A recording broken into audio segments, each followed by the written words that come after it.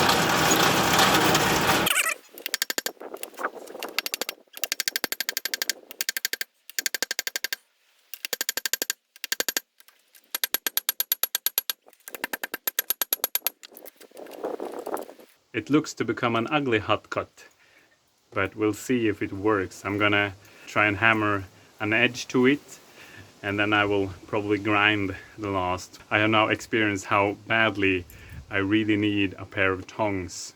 Good tongs. Several tongs. Even this little hammering is fatiguing since I'm not really in shape for this kind of work. So forging 2022, here I come.